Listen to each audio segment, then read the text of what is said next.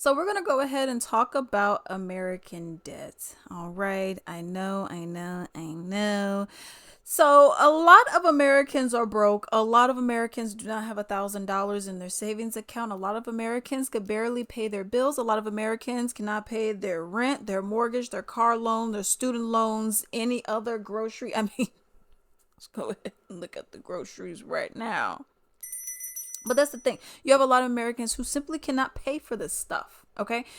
One thing I hate in this kind of conversation is when you see a lot of people that go and say, well, just get a better job. Okay. Well, let me just go and make sure that I can get $3 million in my bank account by the end of the year. I mean, come on now. If everyone could get a better job, don't you think everybody would get a better job? It's the organizations, it's the businesses, it's the corporations, it's the tax laws, as well as other laws that are in place as well. Okay, there are people who are. You got the rich, the just the overall disparity. You have the rich, ultra rich, and then poor, and then that's it. You have people who make millions of dollars, hundreds of thousands of dollars every single year, and they barely pay anything in taxes. Look at people's property taxes. They're barely paying anything. You have Illinois that has some of the highest property taxes, okay, in America. It's ridiculous. When you have bought your home, when you have paid off your home, the home should be yours. Oh, it is yours as long as you pay. No, there's no caveats. There's no loopholes. There's nothing. It is yours. That's what it should be. But we don't have that. It's every little thing constantly coming at you. Credit cards. Why are you even allowing a credit card and you can't do anything about it? Why are you allowing a credit card company to charge you 27 to 29% interest? Well, just pay it off. You lose your job. Or you go into the hospital, or you're sick. And for some reason, now you're short. What do you do then? Well, just go into your savings. You exhausted all of that. What do you do then? Hope for rich parents. Let's go ahead and take a look at this video. You know, some of these numbers are pretty staggering, showing Americans are carrying more debt than ever before. A new report from the New York Fed says total household debt reached a record $18.6 trillion from July through September. And here's how that all breaks down. The biggest chunk of debt, $13 trillion, comes from mortgages, which is not surprising given how expensive it is to buy a home. Auto loans and student loans are next at about $1.7 trillion. Then you got credit card debt at $1.2 trillion. All of those are record highs. And when you look at credit cards, part of what's going on is that more people are using cards instead of cash to make purchases. Overall, consumer spending is up. That's good for the economy. What's not so good is that people are paying higher prices and higher interest rates, and lower income households and younger Americans under the age of 39 are simply falling behind on their payments. The typical borrower carries a balance of about $6,500 on their card. Today's average interest rate of 20%, if you only make minimum payments, you'll end up owing more than $10,000 in interest on that debt over 25 years. So you can see how quickly this snowballs, guys. Absolutely. That is pretty shocking numbers there, Andrew. Thank you. And what's being done to stop this? What's being done to help people out? 20%, 27%, 29%? Because you could say, well, if you just get a credit card with 2% interest, I mean, what credit card is 2% interest? But that's my point, and it's like, shouldn't we be regulating this kind of stuff? Say, okay, yeah, you cannot do that. Then he said it was the mortgage. A lot of these homes are overpriced. Okay, a lot of them are overpriced. You got homes that are really worth $250,000 going up for $400,000. Piss poor building quality, building material, and you're saying that the evaluation for the home is much more, almost double. Come on, it's ridiculous. It's absolutely ridiculous. Not only that, then you got all these HOA. Child, we ain't talking about that. But anyways. Then you have student loans. You have some people a lot of people who have these student loans, And the interest rates are so ridiculous. This person would say, hey, I took out, let's say, $60,000 in student loans. Let's say 40,000. Took out $40,000 in student loans. I have paid 20,000 total and I owe 30,000 still. What? That's insanity. So you have that. Then you got the credit card. I mean, the auto. Oh. You can't even get. You remember when people used to get like a hoopty? They would go ahead and get like $1,000 car or something like that, $1,500 car, and but you got these auto dealers. They're over here saying for a used car that'll be 30,000, 20,000. I mean 15,000, but it got 150,000 miles on it, and the engine's busted. What? I mean, you got these new cars costing almost the same as a used car.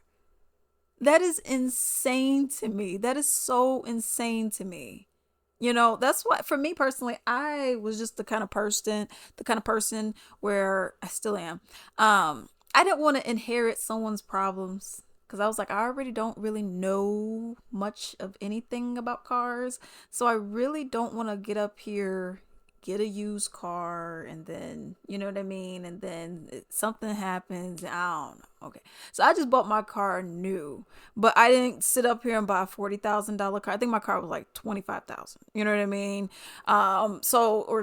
Yeah, it was like 25 or 30. I think it was like 25,000. So I wasn't sitting up here getting any of these buku crazy cars. Now you got some people who are like, especially in Texas, they get these pickup trucks.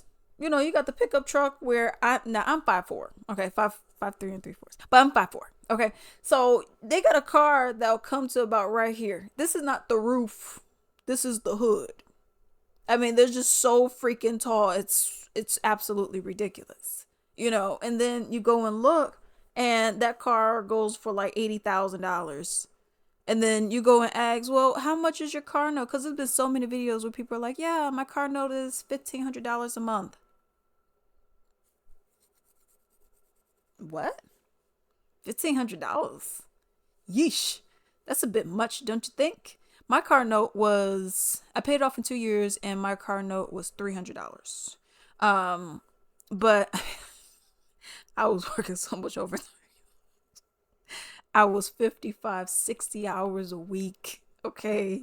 6 days a week. I was working so much overtime, yo. But I got it paid off in 2 years. I said I would never get another car loan again. I said no. But that's my thing though. You got some people who they're not going the more reasonable route. Get a little, get a, some people say starter car, whatever the case may be, whatever. My car works. Okay. It did have a recall for the transmission. Because took about 2 hours.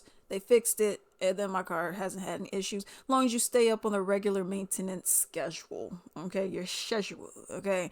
As long as you do that, you're good. But that's the thing for me though. Like you have people who have like these auto loans and they're paying like $1,500, $800. I'm like, how y'all affording that? And then you hear a number like that. No, I'm not saying like everyone has an expensive car and that's why everyone needs loans or are broke or have debt. I'm not saying that. But of those people that do, I'm like, dang. Y'all spend a lot of money on that when you could have just got a regular car. Because then you go and ask, like, okay, well, what kind of job do you have? Like, you must have like a lawn company or something. Because a lot of these cars are nice and clean, pristine, no scratches, nothing. And I'm like, well, what kind of business do you have? Oh, nothing. I just work in the office. Oh, I just work in a warehouse. So you got this big truck that you're paying $1,500 every month for, and you're not like getting value out of it. Like it's not transporting stuff for you. Now, like you got a moving company on the side or something. You know what I mean? So I'm just like, okay, that doesn't make any sense. But that's the thing, So you do have some people who, have some questionable outcomes. But overall, people are broke. Okay, that just is what it is. And I will argue a lot of the time, though, it is not 100% their fault. It's the predatory lending that we have as well. But let's continue. I found the one stat that proves that pretty much everybody in the United States is broke. The average car on the road right now is 14 and a half years old. That car is almost old enough to drive itself to the junkyard because that's where it fucking belongs. This isn't some quirk where people want to drive their fucking 2010 Nissan Sentra forever. They have to drive that POS because a new car is 50 fucking grand. And whenever you add in sky high interest rates, a lot of people can't afford it. I mean, who really can afford $1,000 car payment? So people are holding on. They are fixing what breaks, and they are planning to drive their cars until the wheels literally fall off because their budgets are tapped. For the average American, the dream of owning a new car is now like the dream of owning a home. It's fucking bad. Remember, this isn't normal. This is what happens when capitalism starts to fail. The country is broken. But for me, I'm the kind of person, if you could use it until the wheels fall off, use it until the wheels fall off, okay? Because why sit up here? I mean, not unless for some reason, let's say you have 2 kids or something, or 3 kids and your man or whatever, you know what I mean? And it just is not enough car for you at that point. That's different. But if you could stay with that Honda Accord from 2009, you could stay with that Honda Accord from 2009. Okay, as long as you have maintained the condition of it, did the maintenance for it, if your engine needs to be redone, however all that stuff works, if you need to do all that, new tires, whatever, as long as the stuff is working well, I personally do not see why we need to sit up here and just replace. But I do have a post that I did want to put up. And it's I'll put it up right here.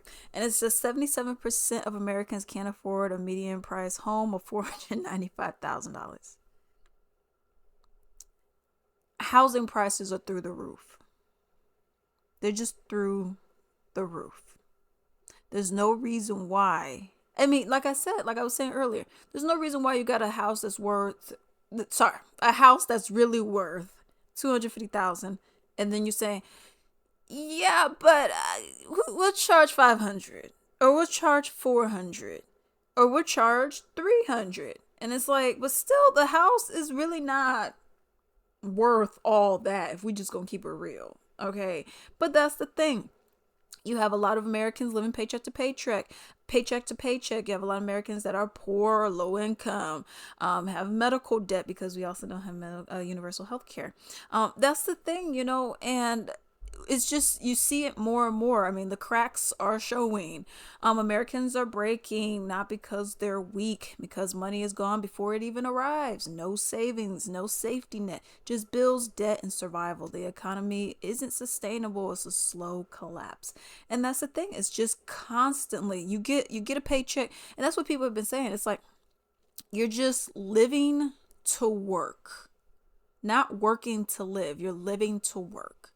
Where it's just like, you get a check, okay, your rent, they're like this, all right, here. Your phone, like, okay, well, here. Your internet, and it's like every single time, it's just ridiculous. But let me know what you all think about this down below.